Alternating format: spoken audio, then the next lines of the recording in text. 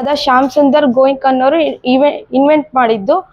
Then tally ಅಂತ ಅಂದ್ರೆ tally is a accounting based software help to day business transaction. Tally is a accounting software. ನಾವೇನೇ ಈಗ ಒಂದು business ಮಾಡ್ಬೇಕಂದ್ರೂ ಕೂಡ ಸಣ್ಣ ಬಿಸ್ನೆಸ್ ಇಂದ ಲೋಕಲ್ ಬಿಸ್ನೆಸ್ ಇಂದ ಹಿಡಿದು ದೊಡ್ಡ ಬಿಸ್ನೆಸ್ ಮಾಡೋರು ಕೂಡ ಈಗ ಟ್ಯಾಲಿ ಸಾಫ್ಟ್ವೇರ್ ಇಲ್ಲದೆ ಮಾಡೋದೇ ಇಲ್ಲ. ಟ್ಯಾಲಿ ಸಾಫ್ಟ್ವೇರ್ ಅನ್ನೋದು ತುಂಬಾ ಇಂಪಾರ್ಟೆಂಟ್ ಆಗಿದೆ ಈಗಿನ ಜನರೇಷನ್ ಅಲ್ಲಿ. And help to day business transaction. ಈಗ ಯಾವುದೇ ಒಂದು ಬಿಸ್ನೆಸ್ ಸ್ಟಾರ್ಟ್ ಮಾಡ್ಬೇಕಂದ್ರೂ ಕೂಡ ಯಾರು ಒಂದು ಬುಕ್ ಅಂತ ಮಾಡ್ಕೊಂಡು ಯಾರು ಬಿಸ್ನೆಸ್ ಸ್ಟಾರ್ಟ್ ಮಾಡೋದೇ ಇಲ್ಲ. ಒಂದು ಸಿಸ್ಟಮ್ ಅಂತ ತಗೊಂಡು ಕಂಪ್ಯೂಟರ್ ಅಲ್ಲಿ ಅಕೌಂಟ್ ನ ರೆಕಾರ್ಡ್ ಮಾಡೋದಾಗಿರ್ಬೋದು, ತುಂಬಾ ಯೂಸಸ್ ಇದೆ ಟ್ಯಾಲಿ ಸಾಫ್ಟ್ವೇರ್ ಇಂದ. ಅದನ್ನು ಯಾವುದೇ ಯೂಸಸ್ ಅಂತ ಅಂದ್ರೆ ಅದರಲ್ಲಿ ಅಕೌಂಟ್ಸ್ ರೆಕಾರ್ಡ್ ಮಾಡ್ಬೋದು, ಇನ್ವೆಂಟರಿ ರೆಕಾರ್ಡ್ ಮಾಡ್ಬೋದು, ದೆನ್ ಮ್ಯಾನುಫ್ಯಾಕ್ಚರಿಂಗ್ ಆಗಿರ್ಬೋದು, ಫೈನಾನ್ಸ್ ಆಗಿರ್ಬೋದು, ಡೆಬಿಟ್ ಅಂಡ್ ಕ್ರೆಡಿಟ್ ನೋಟ್ ಆಗಿರ್ಬೋದು, ಕಾಂಟ್ರಾ ಆಗಿರ್ಬೋದು, ಟ್ಯಾಕ್ಸ್ ಮತ್ತೆ GST ಬಂದಾಗಿಂದ ಇದು ತುಂಬಾ ಯೂಸ್ಫುಲ್ ಆಗಿದೆ ಟ್ಯಾಲಿ ಸಾಫ್ಟ್ವೇರ್ ಅನ್ನೋದು. ದೆನ್ ಬಿಸ್ನೆಸ್ ಅಂತ ಬಂದ್ರೆ business is buying and selling as way of money transaction and event. Business start ಮಾಡ್ಬೇಕಂದ್ರೂ ಕೂಡ ಈಗ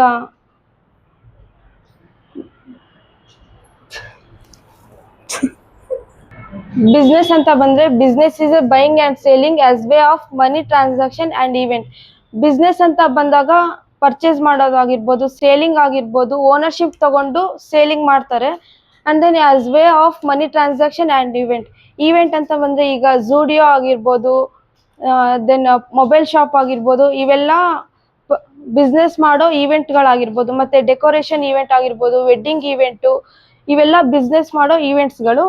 ದೆನ್ ಬಿಸ್ನೆಸ್ ಅಲ್ಲಿ ಆಗುವ ಪ್ರೋಸೆಸ್ಗಳಂತ ಬಂದ್ರೆ ಕ್ಯಾಪಿಟಲ್ ಅಂದ್ರೆ ಬಂಡವಾಳ ಇನ್ವೆಸ್ಟ್ಮೆಂಟ್ ಮಾಡೋದು, ಓನರ್ಶಿಪ್ ತಗೊಂಡು ಒಂದು ಬಿಸ್ನೆಸ್ ನ ನಡ್ಸೋದಾಗಿರ್ಬೋದು, ಇದಕ್ಕೆ ಕ್ಯಾಪಿಟಲ್ ಅಂತ ಕರೀತಾರೆ. ದೆನ್ ಎಕ್ಸಾಂಪಲ್ ಅಂತ ಅಂದ್ರೆ miss Vandana start a new business ಅಂದ್ರೆ ಅದರಲ್ಲಿ ಮಿಸ್ ವಂದನಾ ಏನಾಗ್ತಾರೆ, ಕ್ಯಾಪಿಟಲ್ ಆಗ್ತಾರೆ. ಅದಕ್ಕೆ ಅಂಡರ್ ಗ್ರೂಪ್ ಆಗಿರ್ಬೋದು capital account. And then assets ಅಂತ ಬಂದ್ರೆ ನಾವು ಒಂದು ಬಿಸ್ನೆಸ್ ಸ್ಟಾರ್ಟ್ ಮಾಡ್ತೀವಿ ಅಂದ್ರೆ ಅದಕ್ಕೆ ಸಂಬಂಧಪಟ್ಟ ಅಸೆಟ್ಸ್ಗಳು ಬೇಕಾಗ್ತವೆ. ದೆನ್ ಮಟೀರಿಯಲ್ಸ್ ಆಗಿರ್ಬೋದು.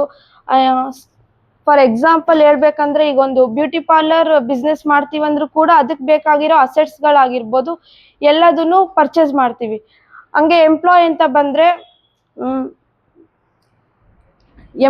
ಬಂದ್ರೆ ಒಂದು ಸಣ್ಣ ಬಿಸ್ನೆಸ್ ಇಂದ ಹಿಡಿದು ದೊಡ್ಡ ಬಿಸ್ನೆಸ್ ಮಾಡೋರು ಕೂಡ ಈಗ ವಿತೌಟ್ ಎಂಪ್ಲಾಯ್ ಬಿಸ್ನೆಸ್ ಮಾಡೋದೇ ಇಲ್ಲ. ಈಗ ಒಂದು ಕಂಪ್ಯೂಟರ್ ಬಿಸ್ನೆಸ್ ಮಾಡ್ತೀವಿ ಅಂದ್ರೂ ಕೂಡ ಅಲ್ಲಿ ಒಬ್ರು ಓನರ್ಶಿಪ್ ಆಗಿರ್ತಾರೆ, ಒಬ್ರು ಕಂಪ್ಯೂಟರ್ ಕಲ್ಸರ್ ಆಗಿರ್ತಾರೆ.